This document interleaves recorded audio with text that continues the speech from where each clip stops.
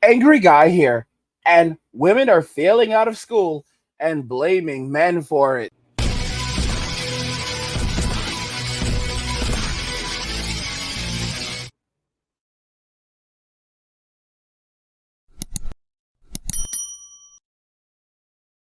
Women are failing out of school and blaming men for it. Let's just go ahead and jump right into the article. So, the kids are not all right. Noted professor says way more students are turning in homework late, struggling to find motivation.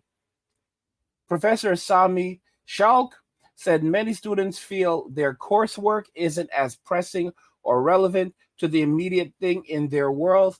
This is an actual picture of a tired student, Carol Yeats, Getty, when influential professor Sami Schalk posted on social media that a lot of her students, so this is a female professor, were struggling to complete their homework on time this year, more even than during the events of 2020. She was flooded with replies from students and teachers who said they were seeing the exact same trends.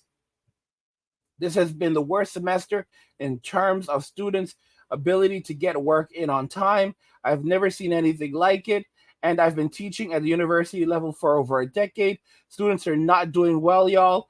They're not okay on multiple levels, posted Schalk, a professor of gender and women's studies at the University of Wisconsin Madison. So this is feminist.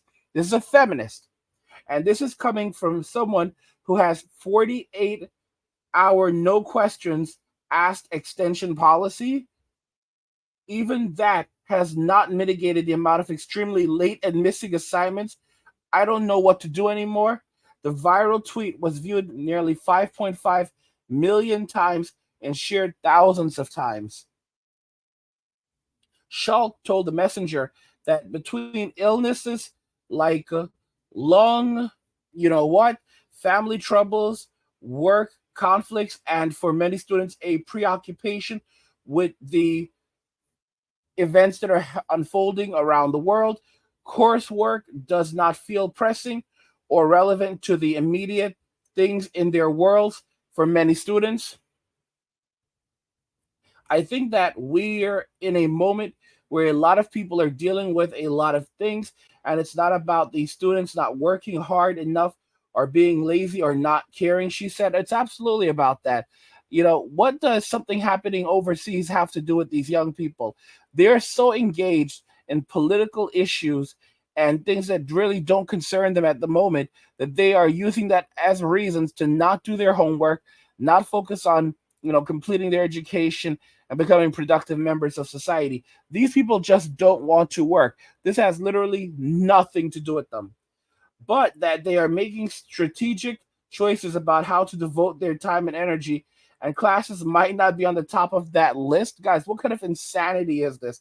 It's your job to go and get an education or to go into the workforce, develop some skill sets, and begin producing and providing for yourself.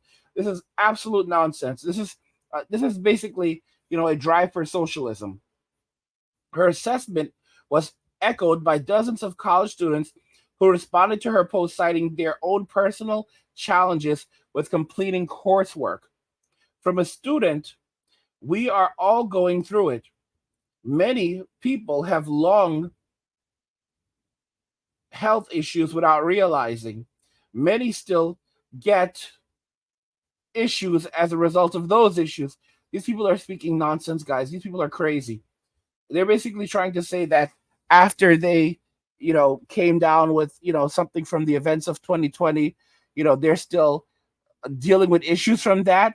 Guys, these are crazy people.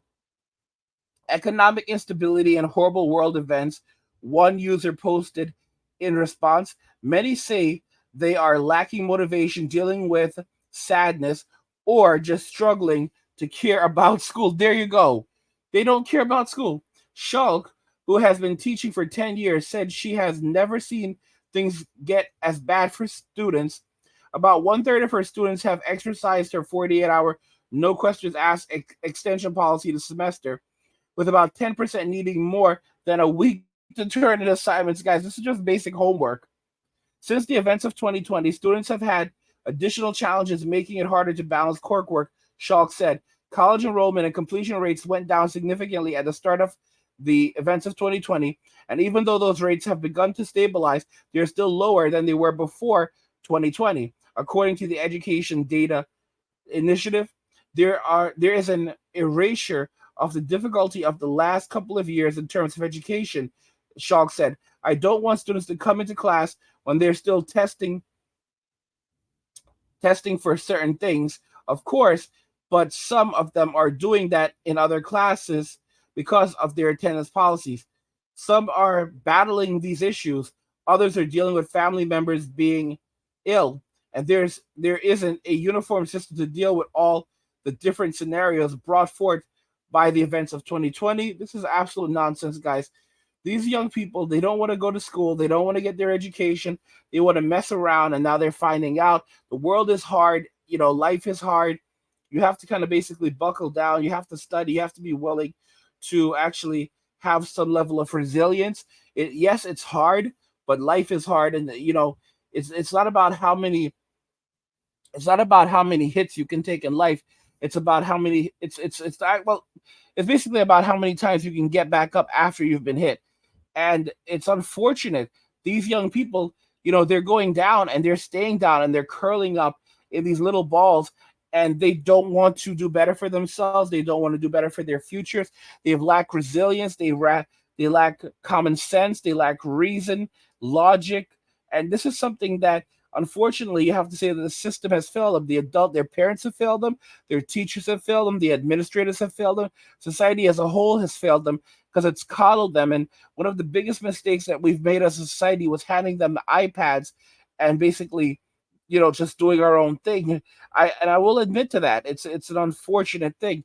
At my age, I'm 40 years old now, and I realize that I could honestly have a kid in college all at this point. Yeah, could have had a kid when I was 22 and they'd be in college right now.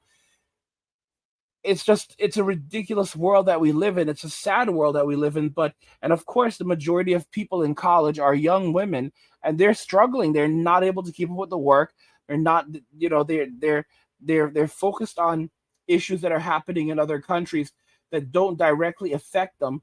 But unfortunately, universities have become such political places that instead of focusing on getting your education, they're focusing on events that take place halfway across the world.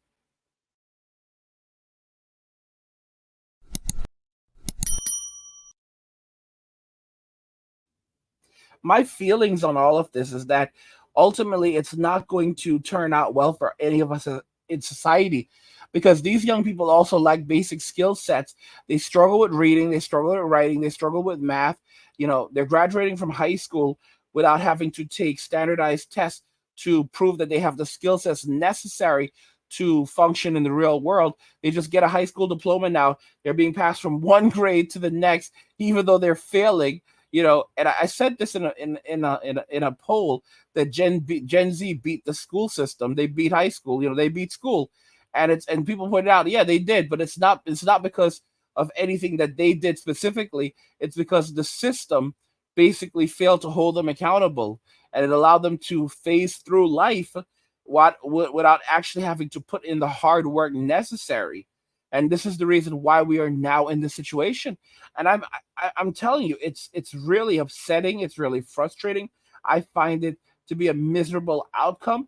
But this is where we are as a society right now, and it's not going to get any better anytime soon. This is what we have done. We allowed this to happen. We failed to act accordingly and to instill values, reasoning, logic, common sense into these young people. And now this is why we're in this position. It's extremely unfortunate. It's extremely miserable. And it's crazy like how you have these people that are trying to make excuses for what's going on. I haven't been able to fully devote myself to my studies. I've been focused on the multiple issues happening around the world, and as well as changing, you know, the climate currently changing. Come on. And the cost of living. A student posted on X, the proximity to issues happening around the world are much closer than it ever was for some students. These are people who have friends and roommates who have seen family members no longer being with us, and this is such a large thing compared to 2 generations ago. Fewer folks have such diverse connections across the world. This is ridiculous. Futility of college. Students also said they worry that a college degree feels increasingly futile as a way of getting ahead. Yeah, that's true. They're beginning to become completely useless. All the big companies, Microsoft, Facebook, Amazon, none of these companies are no longer Apple are no longer requiring college degrees. In fact, they're saying they prefer people who don't have them. That says a whole lot. There's nothing worth working for.